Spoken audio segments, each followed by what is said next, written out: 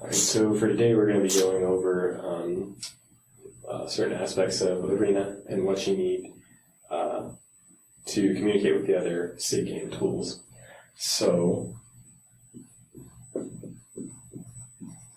the main functionality of Arena is to build all the game clients.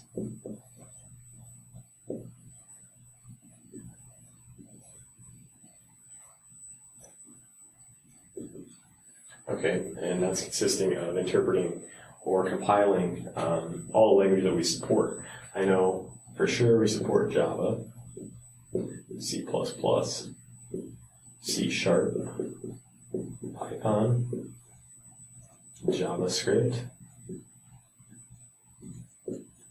Lua,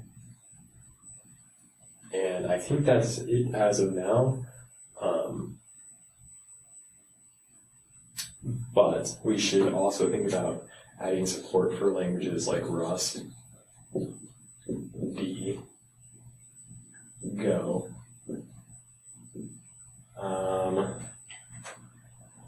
Is there anything else in the mainstream right now?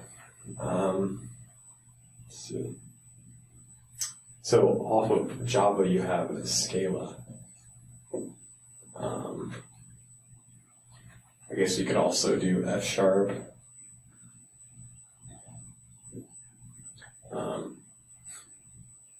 I would say MATLAB, but MATLAB is proprietary, so I'm probably not going to let us use there. I guess we can put it down here and see if we can get that somehow involved. Let's see what else we can do.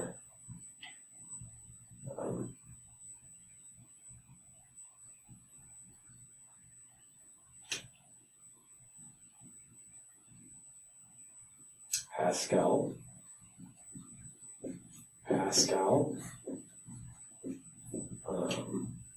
Fortran. I'm sure you can go into a whole bunch of lists and see all these and just add them, but I think this is probably all the ones we need plus a little bit extra that some people could possibly be huge fans of, so I think that's a good list for now. So this is kind of a big header.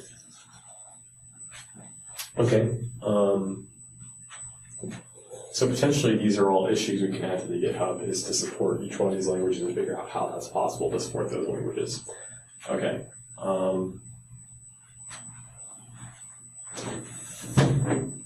So then ask the question is, okay, we build the game clients, but how do we get the game clients? So what that's going to come from is from the SIG game web team, but it's kind of the web server. So when a team signs up, they're going to put their team name down on the site, what GitHub the repository they're using, or GitLab, whichever one the web team signs. And what we're going to do is query the web server for a repo, and they're going to send us a zip file with all that code that we can compile. So what goes into getting that is we have to implement HTTP get HTTP post. So what the difference is when you get an address, this is just like you're typing in a URL at the top of a browser and you hit enter, then that's what gets you the data for that page. Posting, on the other hand, is you're actually sending data to the server so then they can sort in their database or do some parsing on, do some calculation, and send you back something with that information. If you're not actually requesting anything with a post address, which you can, then they could just send back an acknowledgement saying, okay, that was successful. So that has to be in your server. So let's say I do an HTTP get command, and how you do this is you're going to give the URL. So let's say that the web server is at siggame.io. This may be www/http:// it doesn't matter, you could just do this, for example, and then you're going to add your slash, and then whatever is appended here is the actual GET request you're doing. So maybe the API call they have is going to be called GET client.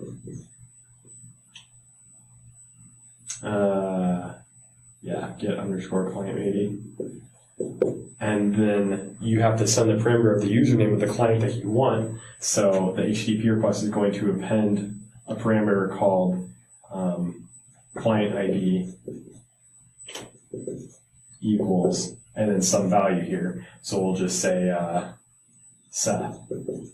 Okay, so this question mark is the symbolic link in the URL which tells them, hey, this is a parameter. The next thing I'm going to send is a parameter, and then it'll have this actual value here. Okay, so what the web server team is going to have to give us is this API call that they have that we can grab the client with. And once we know that, we can just plug it into whatever HTTP GET request we have, and it'll send us that data. So what we should get back from this is a string of bytes, which will be basically the zip file, all the bytes that are in that zip file. So from here, we're going to have an array of bytes. It's an unknown size, so we might as well call it a list of bytes.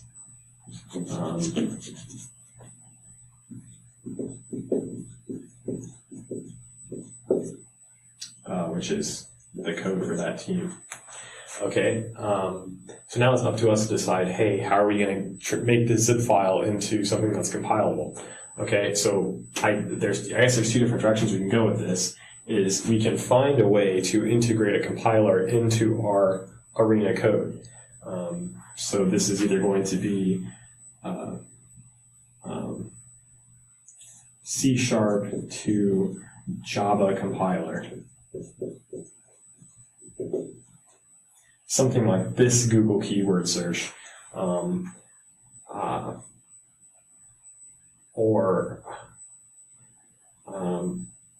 The second option is, well, I guess along with this is you can be compiling either the unzipped code as it is, or you can somehow figure out a way to compile it with using just the bytes.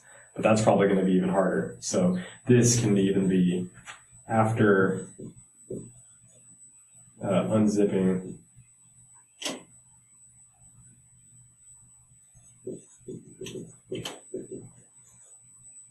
or it could be just the bytes. Okay, and the option, or the other option, which is probably what would be easier, is you're going to unzip the file. And so now I'm just going to have either a whole bunch of Java files, a whole bunch of C++ files, a whole bunch of C# files, whatever. And then I'm going to call a command prompt from C#. So call C# command line program. So in Windows, that's cmd.exe. If you type that at your start window, that'll open the terminal for Windows. And from there, you can type any program like firefox.exe, and it'll open Firefox in Windows.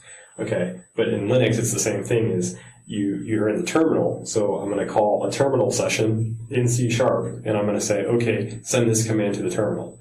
And so from there, you could just say, okay, my C, once I have this command line open, I can then call, for example, Java C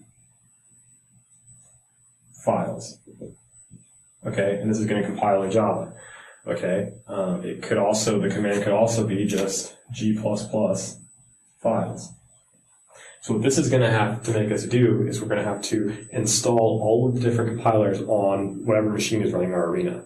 Okay, so you can see what the advantages and disadvantages of both these are. Somehow you can compile it using just C# with somehow someone made a compiler for Java in C#, then somehow you could just import that code and then build it based off that. Whereas this one, you're going to have to install every single compiler and then call it through the command prompt to build the files. Okay, so what this also is going to call for, I guess both of these are going to call for, is we have to know what language they're using. Okay, so hopefully that's going to be another cgame call. So when they send us this client, maybe they also add a parameter which tells us what language it is. The other way we could do it is we could look for the extension of the file, and if it's JavaScript, then compile JavaScript. One thing I don't like about that is the fact that lots of the Arena is written in TypeScript, so most of the files might be in TypeScript, and we won't necessarily know for sure which file is going to what. So it'd be nice if there was some sort of API call like this, which told us what language is the zip file, basically.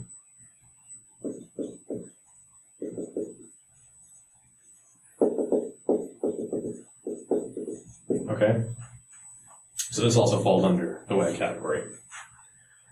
Okay, so now that we have let's say our code is compiling, now when it runs, how does it know how to connect to the other player? Okay, so this is going to bring in the game server. So this is made off web team, right? This is going to be game teams creation. So either game team has their own server running on some random remote machine, or we run the game server in addition to the arena, and we just query it with our calls. So this game server is going to be set up at some IP address like 192.168.0.0.1. Okay, so just like we did HTTP GET and POST here, we can, I guess it's a little bit different since these are one layer up from TCP and UDP. Basically what we're going to do is we're going to connect to these using protocols called TCP or UDP. Okay, so a TCP connection is one where both systems are connected to each other. So the game server would be directly connected to the arena. Anytime the arena sent something to the game server, it would know it came from the arena. And every time the game server sent something to the arena, it would know that it was coming from the game server. And the packets have to be all transmitted at one time. And if any connection gets disrupted, no more bytes can be sent at all. Okay.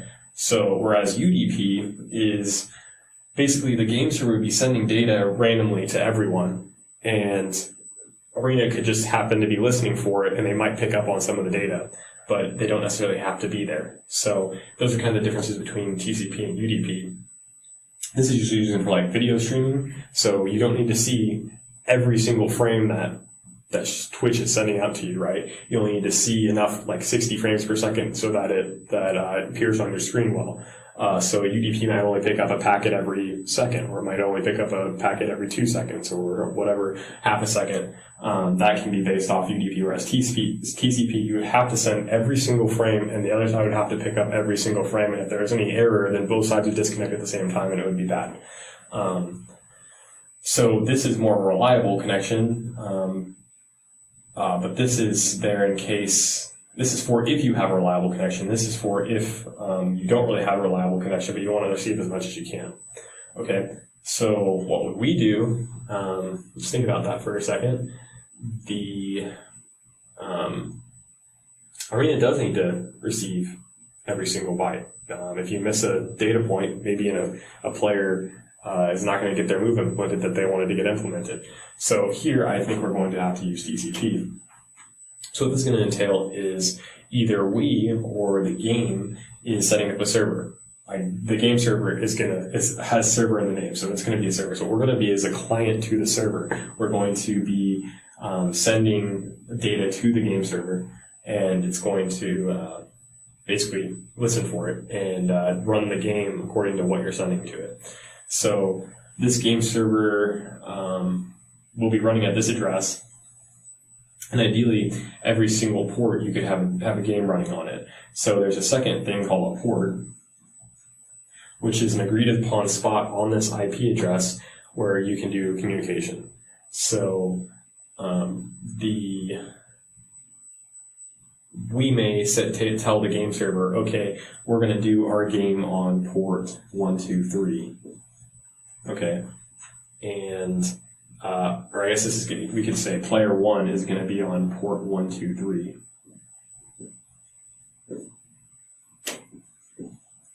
Okay, and then player 2 is going to be on port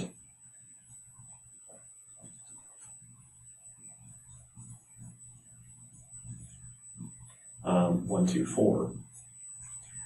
Okay, and now anytime that game server receives transactions on this port, it's going to know it's coming from player 1 from the arena.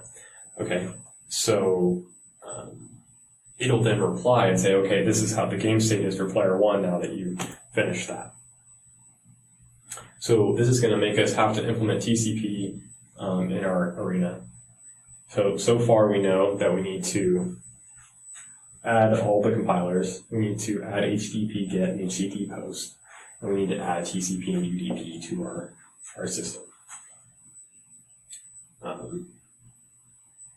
And from that, I'll erase the board.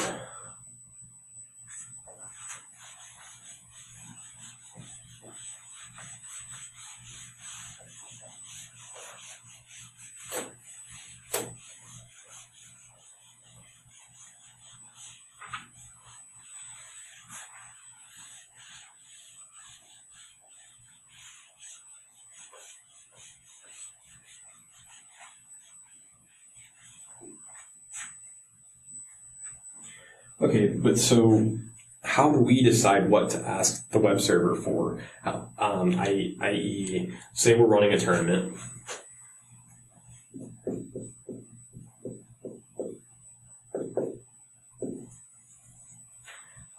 The first thing that we're going to want to know is, are we running a 1v1 tournament? Are we running a 2v2 tournament? Are we doing a 1v1 tournament, etc.? And I think what this will consist of is the web team will send a HTTP, let's say,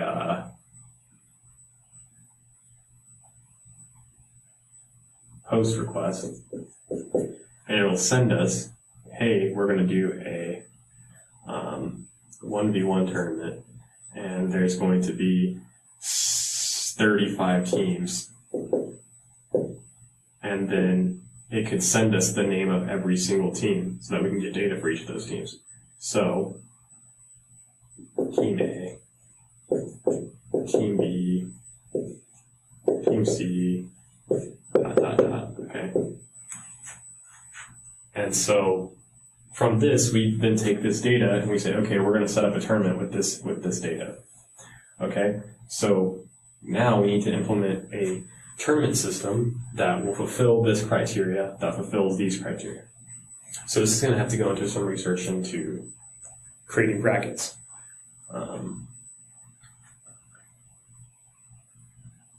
So now we need to generate something like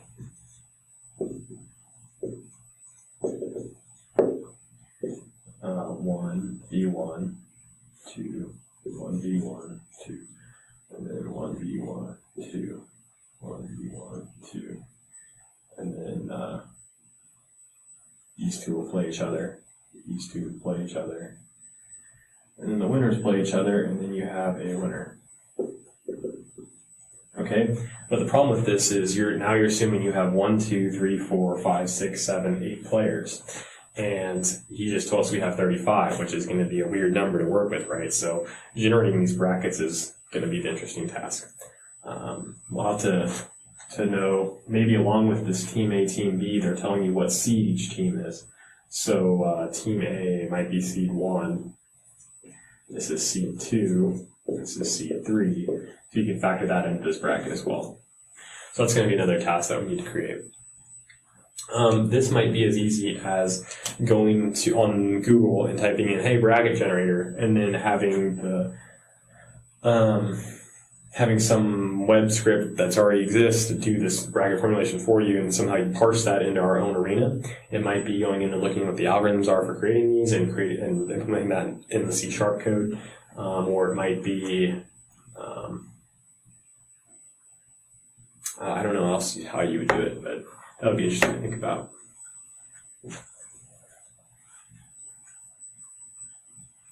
Okay, so I think that covers tournament kind of creation.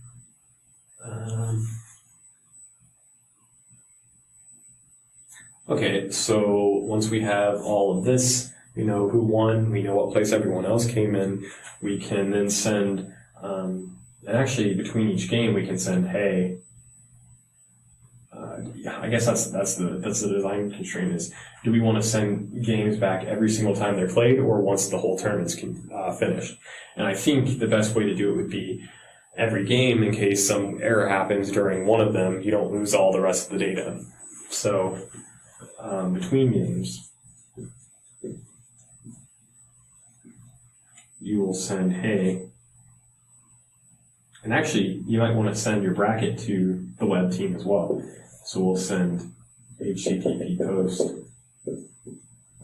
bracket, and then we'll send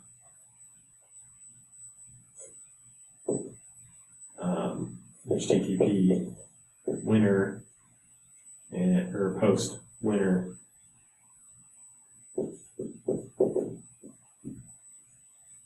and the clip, the JSON results file that the game team creates or sends to us.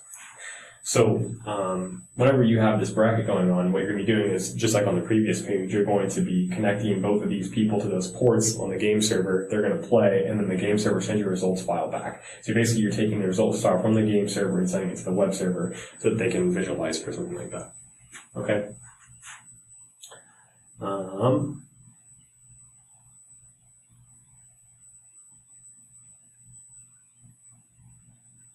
So now everyone knows the winner and everyone knows the results. So all's dandy. I think that's that'll cover that section.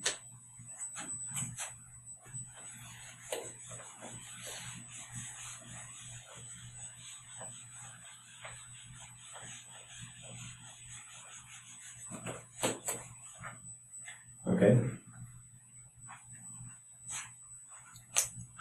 Now we're going to talk about distributing the work. Okay, so if you just have one machine running each one of those games, that might take a really long time depending on how many teams you have, right? So maybe it'd be better if we had one machine running each game and they all compiled the list to master branch. So this is purely Arena now. Okay, so let's say we have an Arena client running on machine. So we have machine 1,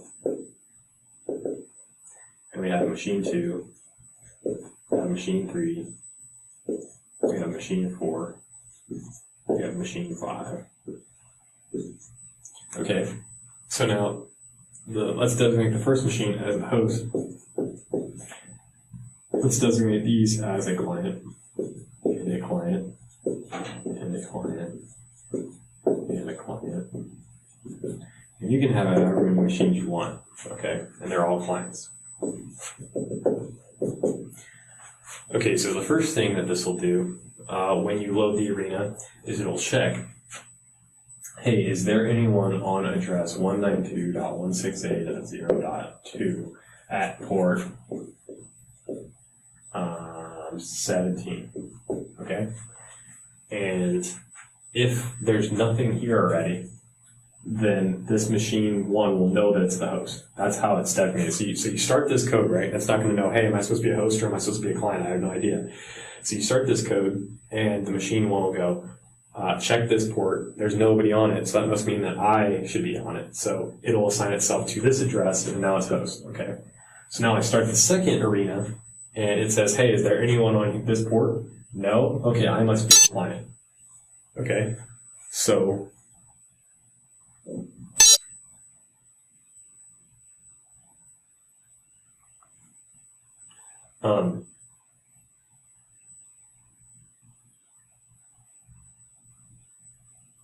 so I'll connect to 192.168.0.2 at port 18.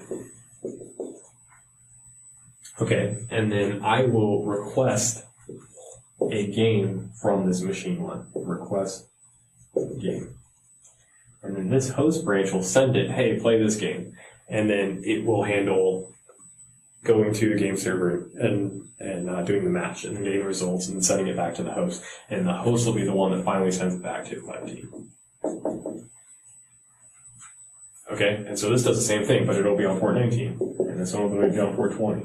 This will be on port 21. And I'll just keep incrementing. And then, let's say there's a problem, there's something already on 21, it'll check 22. If there's one on 22, it'll check 23. And it'll just keep going up like that. But it'll always know it needs to come back to this port 17 because this one is the host. Okay? So that's how we can distribute our Arena so that it's not taxing on the environment. So that'll be another issue as well.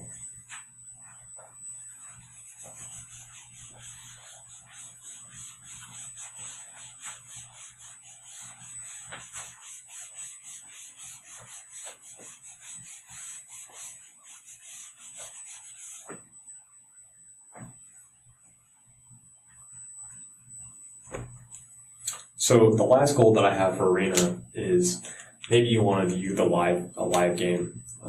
So while it's running, you want to see the data that the Arena is getting. So that would mean that on the host machine that we were just talking about, every time it received a data from one of its clients, it would then send it to a window, and that window would display. This is the link where the game was just played. Here's some data from the log file, and here is the winner. And then potentially you could have a viewer that the visualizer team is making here, so you can watch the last game while the other ones are running. Okay. And so that's going to be the last issue. And I think if we can implement all that, then we will cover what Arena needs to do, and we will be good to go.